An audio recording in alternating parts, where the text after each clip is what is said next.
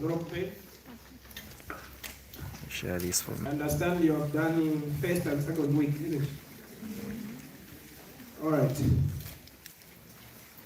So third week.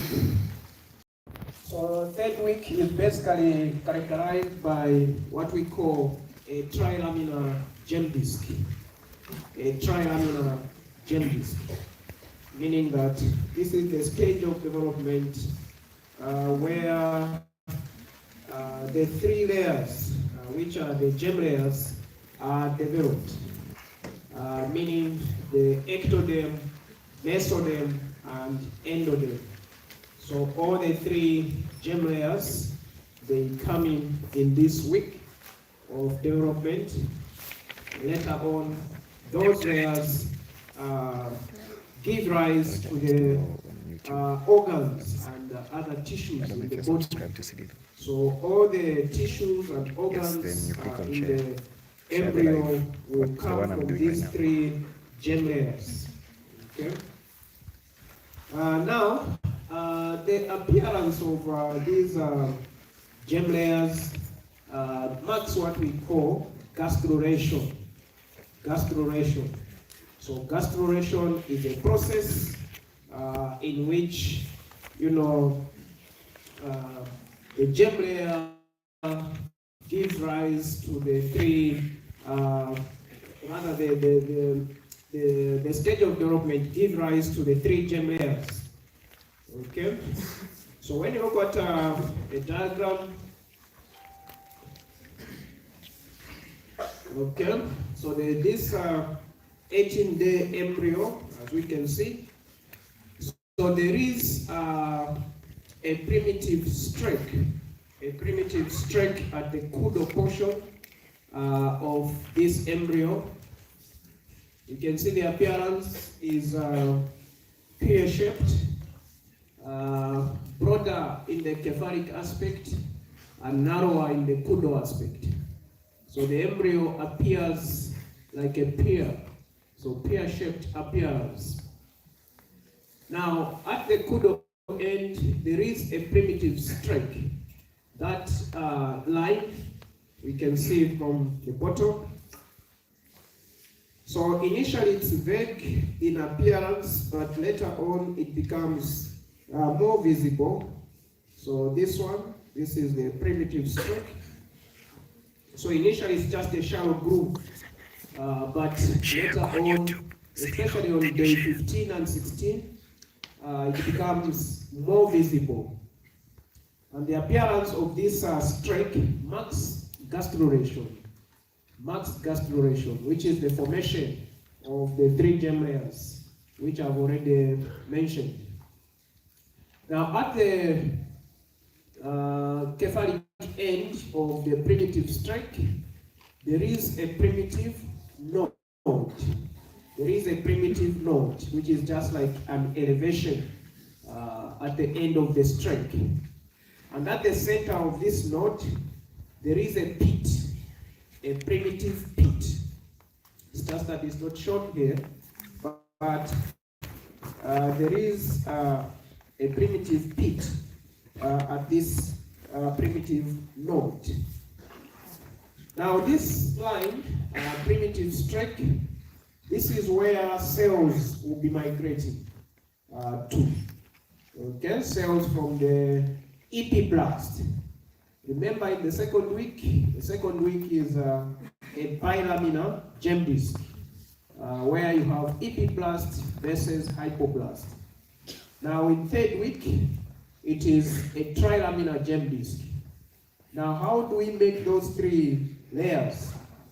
So the epiblast gives rise to cells which migrate in third week to the primitive streak. So they go in the direction of the primitive streak from the epiblast. So they migrate like that. Okay, you see there's another diagram here. We can see here that we have the bilaminar gem disk. We can see the epiblast in blue. That's the epiblast. And then we can see the hypoblast in yellow. Above the epiblast, we can see the amniotic cavity. And below the hypoblast, we can see the definitive yolk sac. So now this is a bilaminar gem disc, which needs to convert to a trilaminar gem disc. So how does that happen?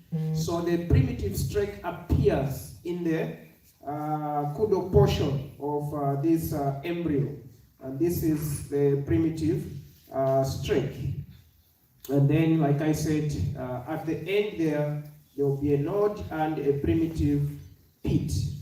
So the cells from the epiblast will be migrating in this region of primitive streak, where they change shape, they become flask-shaped and detach and invaginate into the primitive streak. So the cells will be migrating towards the primitive streak, and then they form layers. Okay. Now the first layer that gets to form, let's move on to this one. So as we can see from this diagram, that the first layer that gets to be formed will be the mesoderm. Okay, so the mesoderm, as we can see here, okay, the mesodermal cells invaginating, okay, in between. You can see the epiblast and the hypoblast. And you can see these cells which are coming to lie between the epiblast and the hypoblast. And those are invading mesodermal cells. So those cells, they are invading like that to come and form the mesodermal layer. The hypoblast, by the way, will not give rise to any layer of the 3 gem layers. All the 3 gem layers, they come from epiblast. Okay, so meaning that the hypoblast does not give rise to any structure in the embryo proper. Okay, that's just a secondary, a bilaminar layer in the second week. But otherwise, in the third week, it doesn't form any tissue or any organ in the embryo. Okay, so it just becomes part of the yolk sac. Okay, so the key here is the primitive streak that appears where the cells of the epiblast will be migrating. And then they detach, and they migrate, they become like flask-shaped and invaginate into the layers epiblast and hypoblast. And then later on, once that forms, another layer that's going to form, which is the endoderm. The endoderm, for you to form endoderm, what do you think this layer, the cells have to lie between what and what? For you to form endoderm layer. So it has to lie between,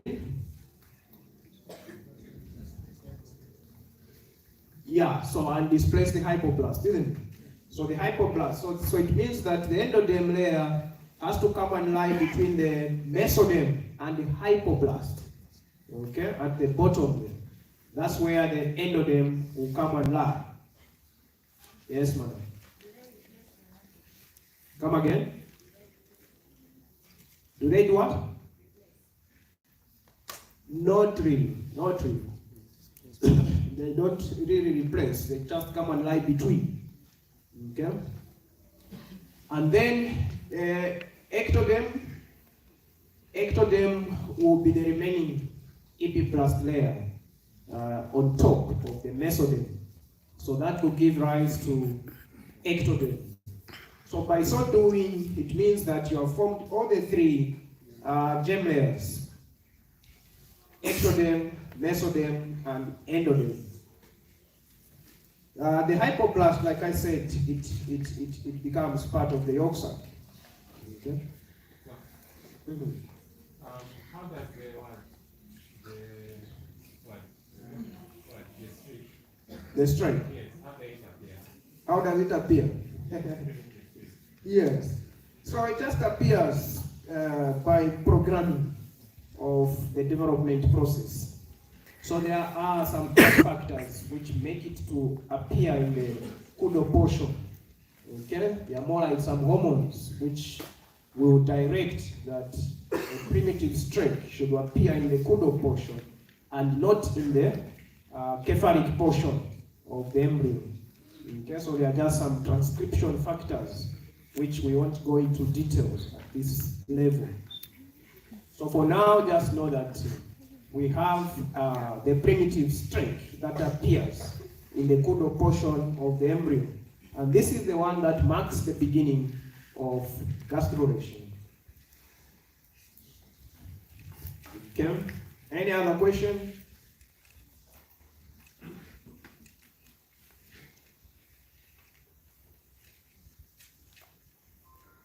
Yes, sir. Okay. The primitive streak happens to appear at this. Okay.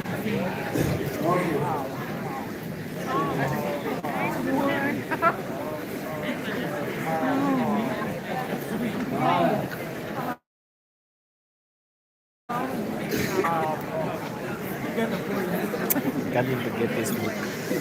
Okay, so the question is differential growth in cells. Okay, so differential growth in cells of the bilaminar germ disc.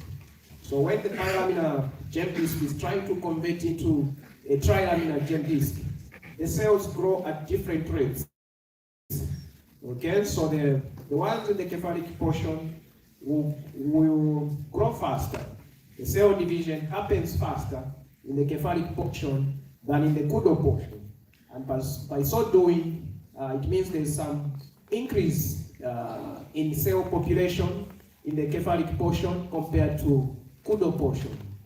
And so because of this differential growth of cells, this embryo will not be same. Okay, so it will be narrower where there are fewer cells and broader in the area where there is an increase in cell division. All right.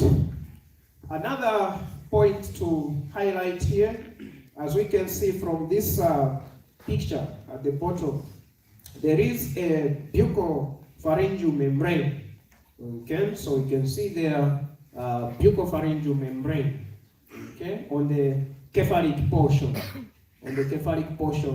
of the disc. Okay, this buccopharyngeal membrane will be the future what? Mouth, isn't it? Will be the future mouth. Okay, so that's where the stomodium forms, which will be the future mouth. Okay, now at that area, the buccopharyngeal membrane, there are only 2 germ layers which appear there, not 3. Okay, so there is no intervening mesoderm. There is no mesoderm there. So it's just ectoderm and endoderm. Okay, so no mesoderm. Okay, so it means that area is thinner, okay, compared to the rest, okay, of the disc. So it's important to take note that the buccopharyngeal membrane has 2 layers, ectoderm and endoderm, with no mesoderm. Okay, no mesoderm. And that will be the future mouth. In the same line, there is also a glauca membrane that appears on the kudo portion of the disc. Okay. If you look closely on top there, you can see there is this glauca membrane. Glauca membrane. The glauca membrane again, just like buccopharyngeal membrane. So it's thinner. Then, of course, with further development, it ruptures, and that area becomes what? Okay, so the anorectal area. Now, it's called Klauka because two systems empty there. Okay, so not just one, which is the GIT, but also even the urinary system. So the urinary system, as well as the digestive system, opens in that area called Klauka, in that cavity is called Klauka. Okay? Just like the way we call a Klauka for chicken. Okay, chicken we don't say anus, we say Klauka. Okay, because Klauka is a common cavity for both the urinary system as well as the digestive system. So in the same way, we call this Klauka because the digestive system ends there, as well as the urinary system. Okay, of course, in a human being with further development, there is separation of the Klauka cavity. It's going to be split, okay, by the urorectal septum. It's going to split into anteriorly the urinary system and posteriorly the digestive system. That's why I have the rectum posteriorly and we have the bladder anteriorly. Okay, and then of course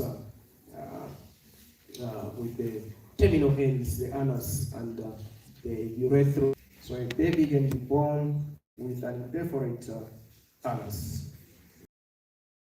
2 day 3 you find that the baby is not passing. Okay, the first thing that you need to check is the anus. Maybe there is no anus.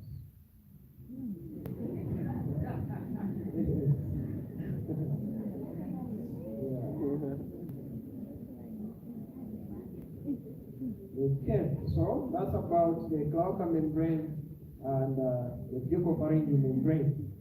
So we need to know that. Another principle is what we call the allantois. The allantois. So again, for those who are closer, you'll be able to see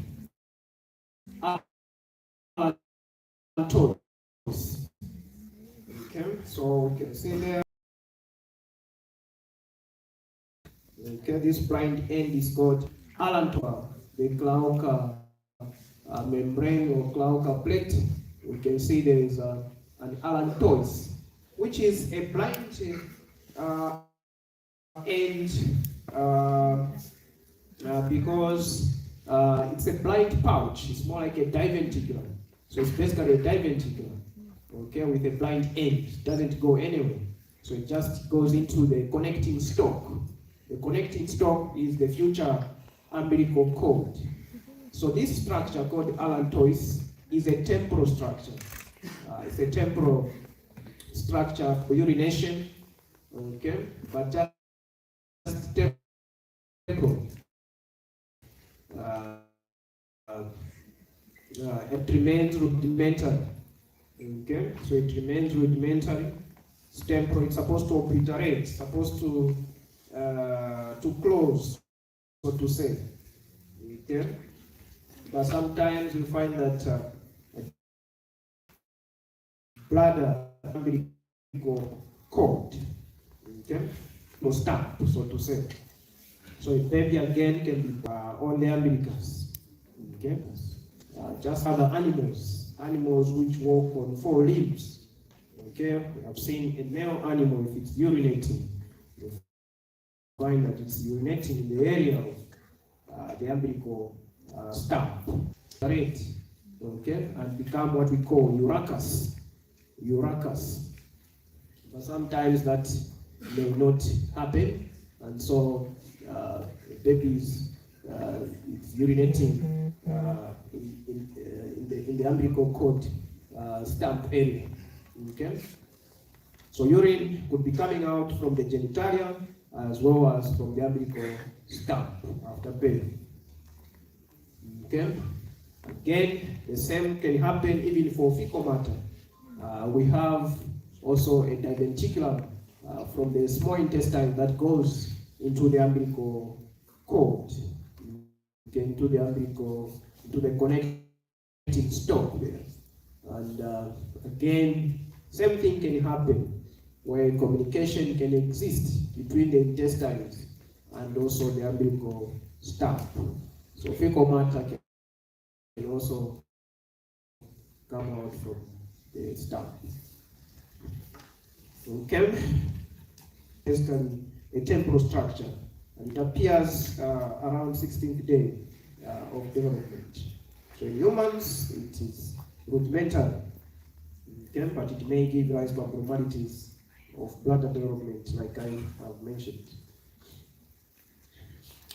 Then also, another principle is the neuroenteric canal. If you look closely again, you'll find that, yes, we have the amnion on top there, the amniotic cavity, okay, and the yolk sac below. There is a communication between the two cavities, the yolk sac cavity as well as the amniotic cavity. So there is a temporal canal also that appears in the third week, primitive, you can see there, primitive pit and neuroenteric canal. Okay, so this connection, this temporal connection, just temporal again. Okay, just connecting the two cavities.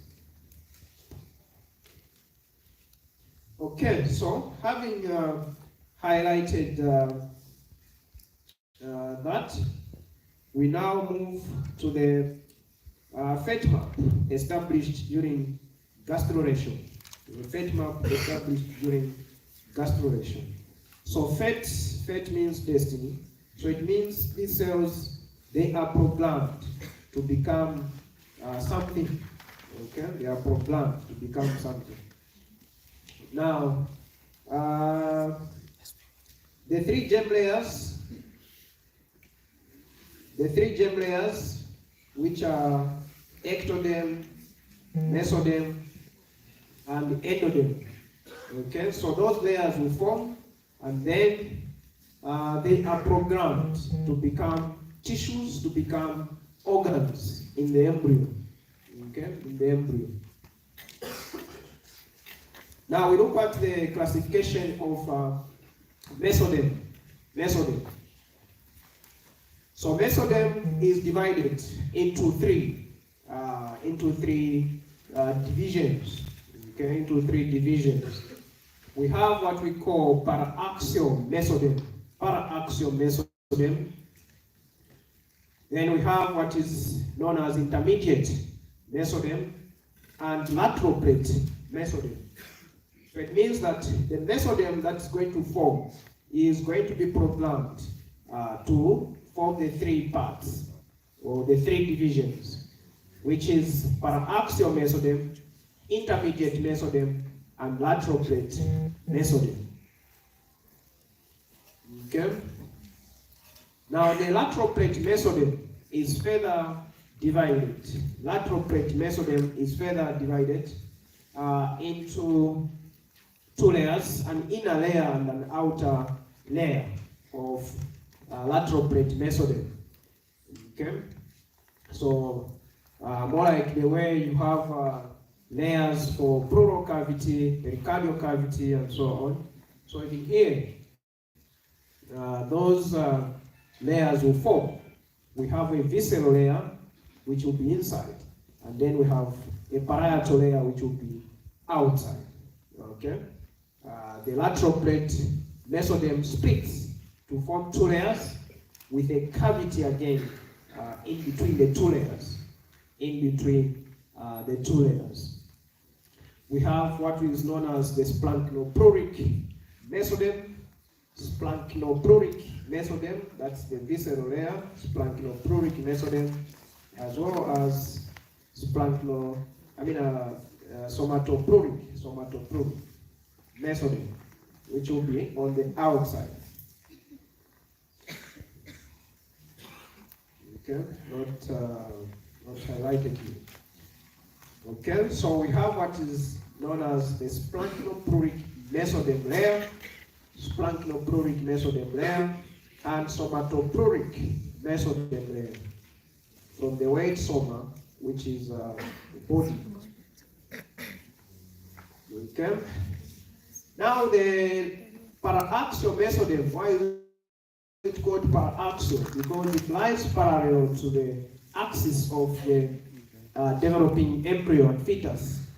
Okay, it lies parallel to the developing, to the axis of the developing embryo and fetus. The one that is known as paraaxial mesoderm. Okay, paraaxial mesoderm. So that one will form what we call somites.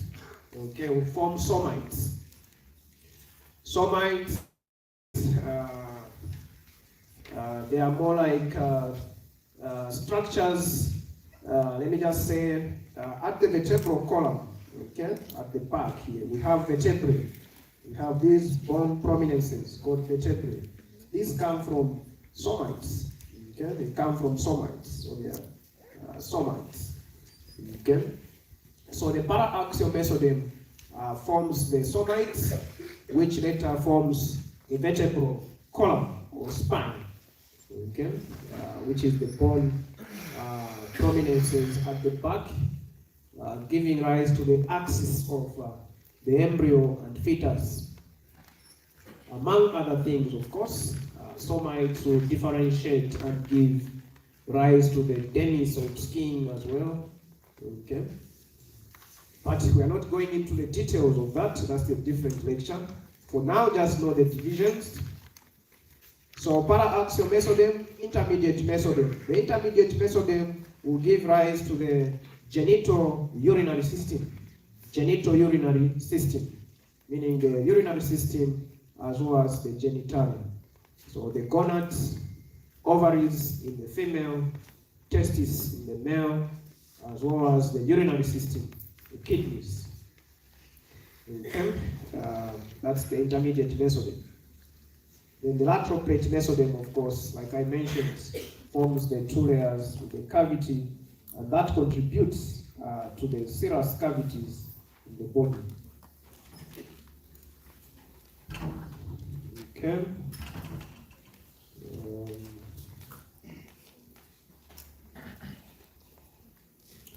Now let's look at the clinical correlates. What wrong can happen during this development, during this gastruration? Okay, gastruration. What wrong things can occur? So again, as we can see there, teratogenesis associated with gastruration. So again, the same teratomas can occur. Okay, teratomas, I'm sure we remember sacrococcygeal teratoma that I highlighted last time. Okay, during gametogenesis. So that can also occur during gastruration. Okay, because it's basically the primordial germ cells and so on which are migrating, and also these same cells which are pluripotent. They are pluripotent and they can give rise to anything in the body. So a sacrococcygeal teratoma can occur. Okay. Other teratogenic insults that can occur if someone is taking alcohol during this time of pregnancy. Okay, that can be very dangerous to the developing embryo and fetus. Okay, because the embryo or fetus can can have various defects. Okay, which are basically constituting what we call the fetal alcohol syndrome. Okay, fetal alcohol syndrome. That's why we dislike people from taking alcohol, especially in the first trimester, and especially this time of development. 3rd week to 8th week is a very, very crucial period because that's when organs are forming. Okay, the embryonic period. So the embryonic period is from week 3 to week 8. And if anything teratogenic is exposed to the development's defects, the baby will be born with defects. An example here we can see as part of alcohol damage is what we call holoprosencephaly of having two lateral ventricles in the brain. You end up having one ventricle in the brain. And then external appearance, instead of having two nostrils, the baby can be born with one nostril. Okay, so such can happen. Okay, the eyes also, sometimes the eyes can be affected as well. Okay, where you can even have one eye. Okay, instead of two. Okay. Another defect that can occur is what we call kudodysgenesis or cyanomelia kudodysgenesis, especially embryos or fetuses born from mothers who are diabetic. Okay, diabetes mellitus, uncontrolled sugars can give rise to cyanomelia, which is this one. Okay, instead of having two limbs, two lower limbs, for instance, okay, the fetus has one, or like one limb, okay, because they are fused. Okay, you can see from these pictures. Okay, so that is cyanomelia, typical of fetuses born from mothers with diabetes mellitus uncontrolled. Okay, that's why the sugars, they need to be well controlled to avoid such defects. Another condition that can arise is what we call situs inversus. Okay, situs inversus. With situs inversus, there is a reversal of structures in the body. Okay, so we know that the heart is normally placed on the left side of the body, but in situs inversus, with dextrocardia, you can have the heart on the right side. Okay, the liver, which is normally on the right, ends up on the left. The spleen, which is normally on the left, helix, which is normally on the right, ends up on the left side. So that is what we call situs inversus. Okay? So it's basically transposition of viscera in the thorax and abdomen, and may include dextrocardia, which is specifically for the heart. But sometimes dextrocardia can be isolated. You may know that an individual can have just dextrocardia, isolated dextrocardia. While the other organs, they are in the normal location, the heart is on the right side. So if you are going to auscultate that patient with dextrocardia, okay, the heart sounds, you want to pick them on the left side. So you are going to pick the heart sounds on the right side. Okay, so don't be surprised to find you are unable to auscultate the heart sounds on the left side. But the patient is alive. Okay, the patient is alive. Okay, don't say this patient has no heart. The heart is on the right side. Yeah. Yes.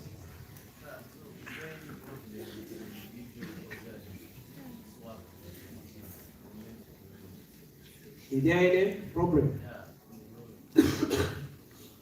Not really, unless there is that last point there, that approximately 20% of those patients may have now other problems, such as bronchiectasis, or chronic sinusitis, or infertility if female. They may have what we call Cartagena syndrome. Okay, then those who have problems. But 80% of those patients, they may have no problems at all. They are they are healthy and so on. But a small percentage of those patients, they may have Cantor-Jenner syndrome. Okay? Basically, this syndrome is where the cilia is not able to beat. Okay, we enter epithelial tissue, and we know the cell surface specialization.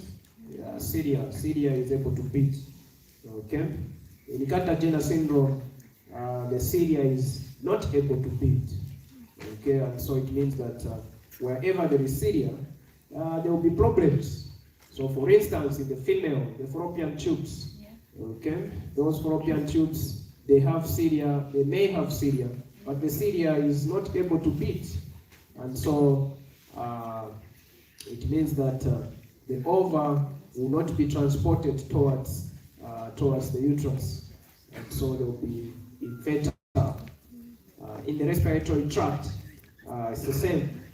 Okay, the mucociliary excavator, which is supposed to trap and push dirty out of the lungs, may not be fully functional, and so the patient develops chronic infections in the chest, okay, resulting in bronchiectasis as well as sinusitis. Okay, so yeah, so unless those patients. Okay, so I've already mentioned that.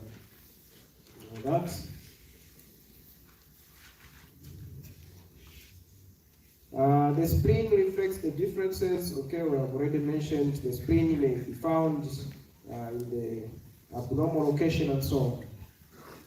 The tumors, I've already mentioned the sacrococcygeal teratomas that may appear because of pluripotent cells. Okay, the pluripotent cells. In the same way, the primordial germ cells will give rise to sacrococcygeal teratoma. So this is a sacrococcygeal teratoma, okay? Which needs resection. It's a benign tumor. Okay? It's a benign tumor with a number of remnants from all the three germ layers. You may find teeth there, you may find hair and so on, different sources. Teeth. So this is what happens to the embryo proper.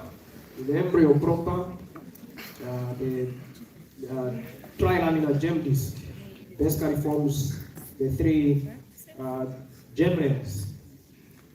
To the trophoblastic tissue, also there is differentiation of the trophoblastic tissue as well. Okay,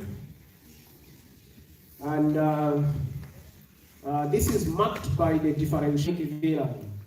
Okay, from primary villi to tertiary villi. Okay, and we can see from these pictures. Okay, what we mean by primary chorionic villus, secondary chorionic villus, and tertiary chorionic villus. Okay, so there is differentiation of the chorionic villi. The primary chorionic villi basically has two layers. If you cut it, so if you cut a cross section,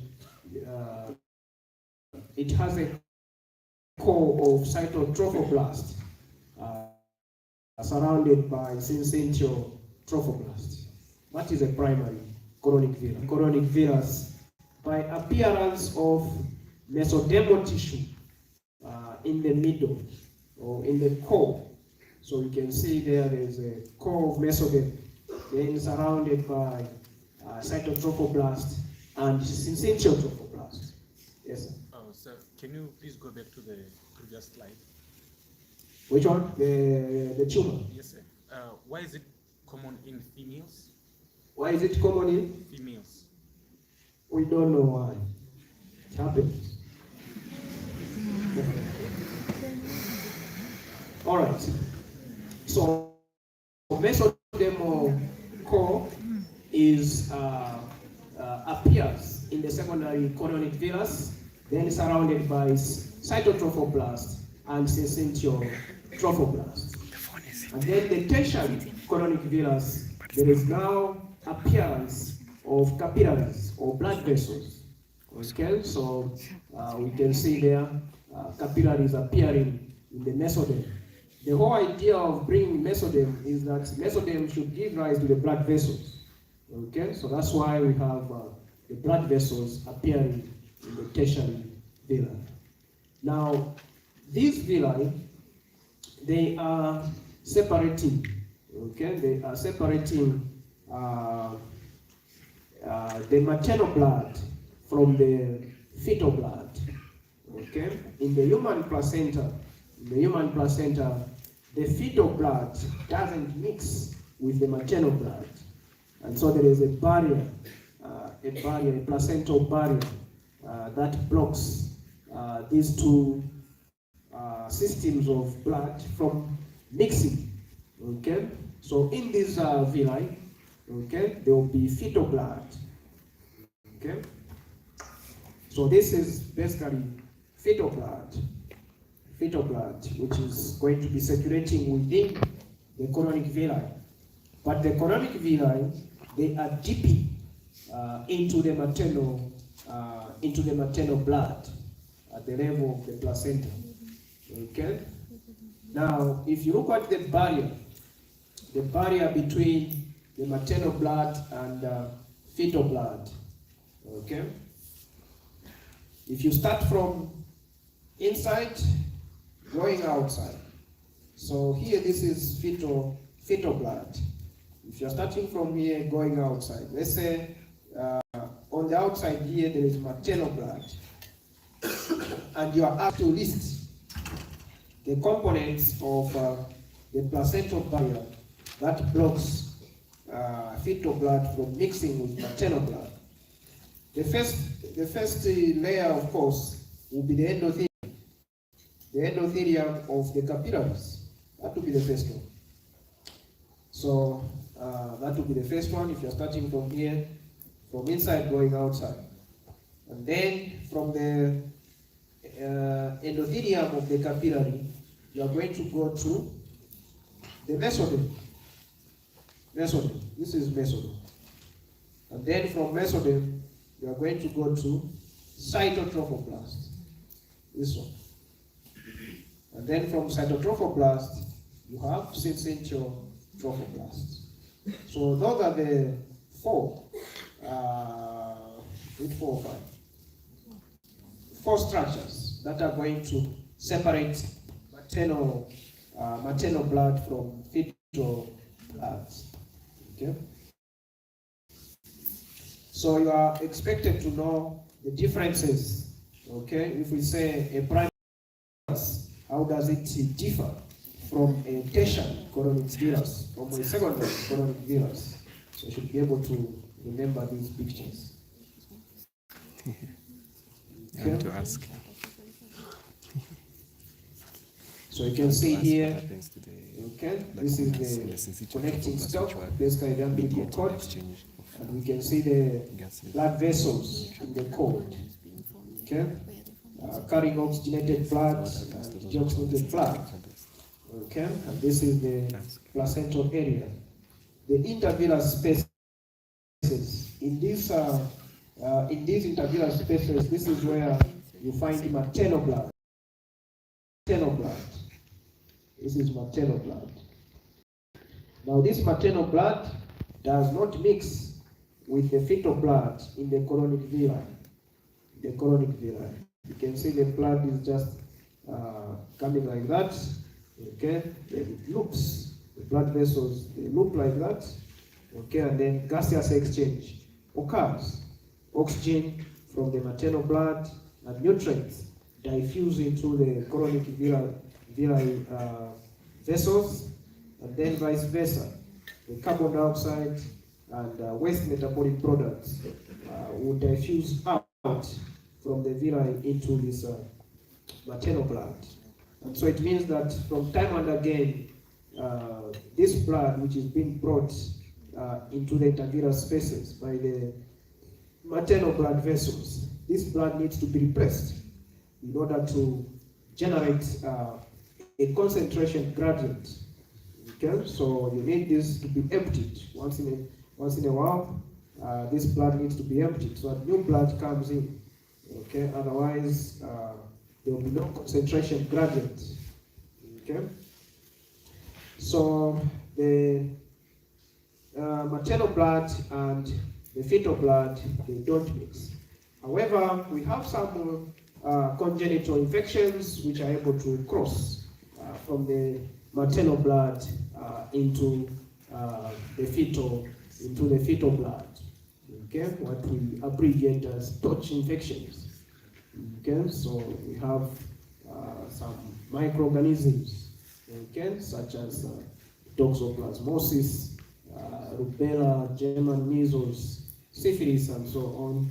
Okay, cytomegalovirus, parvovirus, B19, okay, HIV as well has potential to cross. Okay, if the viral load is very high. Okay, about 1,000 copies per mil. If the viral load is very high, it can cross. So unless it is suppressed. Okay. So this is what happens to the trophoblast in the third week. Yes.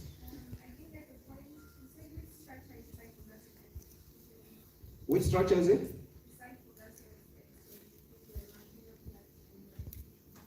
Okay, so I said the placenta. Okay, so basically the placenta. Now the placenta, this is like a section of the placenta showing you the maternal blood versus fetal blood. Okay, the fetal blood will be in the chorionic villi. Okay, you can see the vessels. These are blood vessels in the chorionic villi. Okay, these vessels are these same ones here. From this, okay. So these vessels there, it's just a cross section that have been cut. Okay, this is basically the same. Okay, so now what I'm trying to say is that gaseous exchange, as well as nutrient and waste metabolic products, exchange at this level. Okay, the maternal blood is in the intervillous spaces. Okay, and doesn't mix with the fetal blood. Okay, so things have to exchange like diffusion, because they don't mix. Okay, so we call that hemochorial placenta. It's a hemochorial placenta. Okay, so it's another picture to show the intervillous spaces and so on. So you can see the developing embryo. So they are a connecting stalk, okay, the trophoblastic tissue, the surrounding trophoblastic tissue. I'm sure we did the second week and we are able to relate. All right, and that marks the end of the lecture. Okay, there is a question?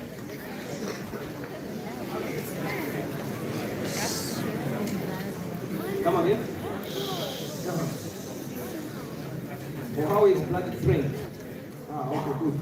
So we have maternal veins, uterine veins. We have uterine veins, not shown here, but we have, these are the spiral arteries which deliver blood with oxygen and nutrients to these intervillous spaces.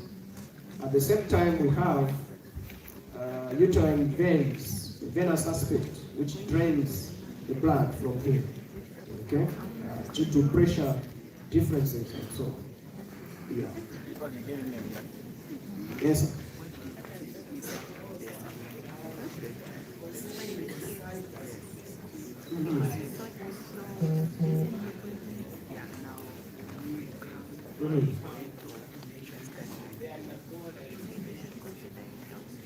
Yes, they undergo the mesocycle is intact. It's just the inability of the cilia to beat. Otherwise, the hypothalamic pituitary ovarian axis is intact. Yes. So what regulate the invagination of cells from the epiblast into the Invasion of? invagination of the cells from the epiblast into the like what To the primitive strength. what regulates them, or you cell go there, you go there. What directs the cells to do that? Yes, sir. Is that the question? Yes, sir. Yes. So, like I said, those are just transcription factors. Okay, they are hormones which direct that. Okay, which you can't understand, but this we have hormones released by cells which are able to guide. So when you are studying embryology, you will see some sections where it says transcription factors and so on. That's exactly the transcription factors which direct how things should develop. But of course, at your level, don't spend much time understanding those On a factors. chronic cavity, Okay? you've seen that connecting stalk that is projected. Is it coming? It's coming from the embryo. Is it okay Why to? then? Remember the connectors to the Uh-huh. diamond Yes. which marks the future umbilical cord. Yes. So it means in the third week, the umbilical cord. Is it okay to full. consider what? To be It's your body teratogenic? connecting, so Yes, it's there are a not number yet an of umbilical drugs But it that has are got venous teratogenic, and arterial connection. which Are they? Yeah, we, that's we an don't arterial give connection during apart from pregnancy. the placenta. Okay, for the same That reasons. red part, the red Okay. and blue is the placenta. There are a number of them. Connecting stone, which Number of is them. that So most of the white drugs, part, when that's you the have a future drug, umbilical cord. it The has placenta is ready for. information whether to give in pregnancy or not. I was having trouble. So the details are These are there. the two veins, Yeah. and then the two blood vessels that go There are a into number of them. the embryo. Some of them have been That's what I abolished. had. For instance, Those thalidomide. are the embryos. Okay, Blood vessels, thalidomide the maternal is one of vessels the are those. classic medicine that was abolished because So it used to that cause part is where the short umbilical limbs cord is in going to be. fetus. So it means these blood vessels arise from the maternal, Okay. not from the player. So where you can imagine the hand is attached Because directly this is to the like the connecting cord is on the bottom part of the shoulder placenta. blade. It's No like it's in the intervening. bottom part of the Before, placenta leading into, no intervening arm. leading to the Just embryo. hand direct. That's what it Yeah. seems. It's like, no, the maternal All right. is that part of Thank you very much. Okay, one question. You need to answer. How what?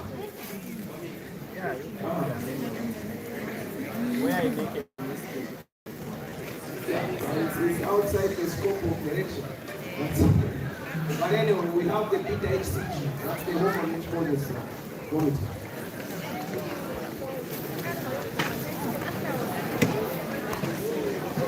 I'll kiss you. I'll kiss you.